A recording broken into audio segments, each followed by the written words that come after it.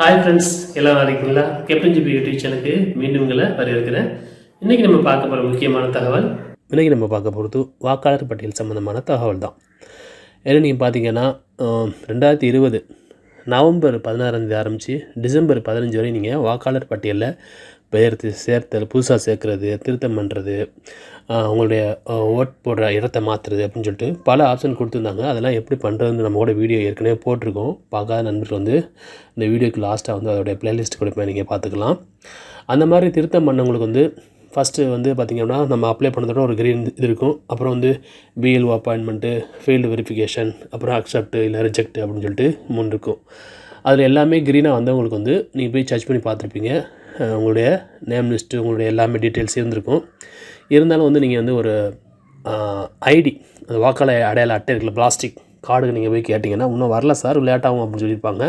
அதுக்கு என்ன காரணம்னு நம்ம பல தடவை சொல்லிட்டோம். இதில் வந்து உங்களுக்கு வந்து எல்லாமே ஓகே ஆனாலும் இதுலேருந்து இந்த டேட்டா பேஸ் வந்து அவங்க எதுக்கு மாற்றுறதுக்கு கொஞ்சம் டைம் எடுத்துக்கிறாங்க.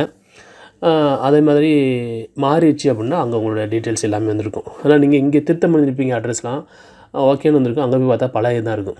அதுக்கு தான் சொல்ல வரேன். அதுக்கு வந்து வெயிட் பண்ணுங்கன்னு சொல்லிட்டு ஏற்கனவே சொல்லியிருந்தோம். அதுக்கு வந்து இப்போ நேரம் வந்துருச்சு. என்னென்னு பார்த்தீங்க அப்படின்னா, நாளைக்கு இறுதி வாக்காளர் பட்டியலை வந்து வெளியிடுறாங்க.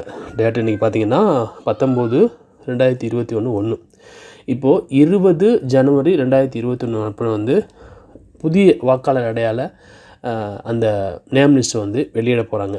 இதில் வந்து இனிமேல் நீங்கள் ஏற்கனவே கரெக்ஷன் பண்ணியிருந்தவங்களும் சரி, புதுசாக அப்ளை பண்ணியிருந்தாங்கல்ல அவங்களும் சரி, இந்த புதுசாக அப்ளை பண்ணவங்களாம் எப்படி நாங்கள் எங்களுக்கு வந்து வாக்காளர் அடையாள அட்டை அந்த பிளாஸ்டிக் கார்டு வரும்னு கேட்டிருக்காங்க. புதுசாக யாரெல்லாம் அப்ளை பண்ணியிருந்தீங்களோ அவங்களுக்குலாம் வந்து கண்டிப்பாக ஃப்ரீயாகவே கொடுத்துருவாங்க. பழசை திருத்தம் பண்ணவங்களுக்கு வந்து வராது. பழசை திருத்தம் பண்ணவங்க, அட்ரஸ் சேஞ்ச் பண்ணவங்க அந்த மாதிரி பண்ணியிருக்காங்களா அவங்களுக்குலாம் வந்து இருக்குமே தவிர, ஆனால் பிளாஸ்டிக் கார்டாக கையில் கிடைக்காது. அதுக்கு வந்து நம்ம வந்து உங்கள் அருகில் உள்ள உங்களுடைய தாலுக்கா இருக்குல்ல, உங்கள் தாலுக்கா, அப்படி உங்கள் தாலுக்காவில் கிடைக்கலன்னா பக்கத்தில் உள்ள தாலுக்காவில் கூட நீங்கள் வந்து வாங்கிக்கலாம். அது ஒன்றும் பிரச்சனை இல்லை. அதுக்கு தேவை வந்து உங்களுடைய இபிக் நம்பர், வாக்காளர் அடையாள அட்டை நம்பர், அது இருந்தாவே போதும். அதை கொடுத்தீங்கன்னா அப்படின்னா நீங்கள் வந்து ஒரு ₹30 இல்லை ₹50 கேட்பாங்க. உங்களுடைய அதை கொடுத்து நீங்கள் புதுசாக ஒரு பிளாஸ்டிக் கார்டு வாங்கிக்கலாம். இந்த புதுசாக அப்ளை பண்ணவங்களுக்கு எப்போ கிடைக்கும் அப்படிங்கிற தகவலும், முழுமையான தகவலும் வந்து நம்ம கொடுத்துருக்காங்க. அது சம்மந்தமாக தான் பார்க்க போகிறோம். நீங்கள் ஏற்கனவே கரெக்ஷனுக்கோ இல்லை புதுசாக அப்ளை பண்ணியிருந்தவங்க வந்து இந்த ட்ராக் அப்ளிகேஷன் ஸ்டேட்டஸில் தான் நீங்கள் செக் பண்ணி பார்த்துருப்பீங்க. இதை கிளிக் பண்ணதோட உங்களுடைய அந்த ட்ராக்கிங் ஐடி ஒன்று கொடுத்துருப்பாங்க. அதை வச்சு நீங்கள் இதில் செக் பண்ணி பார்த்துக்கலாம். நான் வந்து ரொம்ப வந்து ட்ரை பண்ணேன். இன்றைக்கி இந்த வெப்சைட் கொஞ்சம் வந்து ஸ்லோவாக இருக்குது. அதே மாதிரி ஏற்கனவே உள்ளவங்க உங்களோட லிஸ்ட்டு இதில் இருக்கான்னு கூட செக் பண்ணிக்கலாம். இந்த இருக்குன்னா இதை கொடுத்தீங்க அப்படின்னா 2 ஆப்ஷன் கொடுப்பாங்க. உங்களுடைய பேரை வச்சு செக் பண்ணுறது, அப்புறம் பார்த்தீங்க அப்படின்னா உங்களுடைய இபிக் நம்பரை வச்சு செக் பண்ணுறது. இது வந்து உங்கள் name list, age, date of birth எல்லாம் கொடுத்து செக் பண்ணுறது. ரெண்டாவது பார்த்தீங்க அப்படின்னா உங்களுடைய இபிக் நம்பரை கொடுத்துட்டு ஸ்டேட்டஸ் செலக்ட் பண்ணி இங்கே கொடுத்துருக்க அந்த கேப்சா இங்கே டைப் பண்ணி சர்ச் கொடுத்தீங்கன்னா உங்களோட டீட்டெயில்ஸ் கீழே வரும். சரி, இருந்தபோது இது பற்றின முழுமையான தகவல் என்னென்னு சொல்லிட்டு தான் பார்க்க போகிறோம். சரி, வாங்க பார்ப்போம். தமிழக சட்டப்பேரவைக்கான பொது தேர்தல் விரைவில் நடைபெற உள்ளது. இதற்காக ஏற்பாடுகளை தேர்தல் ஆணையம் செய்து வருகிறது. கரோனா காலம் என்பதால் கூடுதலாக 30,000 வாக்குச்சாவடிகள் என 95,000 வாக்குச்சாவடிகளை அமைக்கும் பணிகள் தற்போது நடைபெற்று வருகின்றன. இதற்கிடையில் கடந்த நவம்பர் 16 முதல் டிசம்பர் 15 வரை வாக்காளர் பட்டியல் திருத்த பணிகள் நடைபெற்றன. ஏற்கனவே சொன்னது தான். இந்த காலகட்டத்தில் 30,68,000 மனுக்கள் பெறப்பட்டன. புதுசாக கொடுத்துருக்காங்க பாருங்க, 30 லட்சத்துக்கு மேலே கொடுத்துருக்காங்க. இதில் பெயர் சேர்ப்பதற்கு மட்டுமே 20 லட்சத்துக்கும் மேற்பட்ட மனுக்கள் பெறப்பட்டன. புதுசாக சேர்கிறதுக்கு மட்டுமே பார்த்திங்கன்னா 20 லட்சம் பேர் வந்து விண்ணப்பிச்சிருக்காங்க. இதில் வந்து அக்செப்ட் ஆனவங்க எல்லாருக்குமே வந்து அந்த பிளாஸ்டிக் கார்டு கொடுக்க போகிறோம், அது எப்போ கொடுக்கணும், எத்தனாம் தேதி கொடுக்கணும் அப்படின்னு டீட்டெயில்ஸ் சொல்லியிருக்காங்க. அது இந்த வீடியோட லாஸ்ட்டாக பாருங்கள். நீங்கள் இடையிலே போயிட்டீங்கன்னா உங்களுக்கு தெரியாது.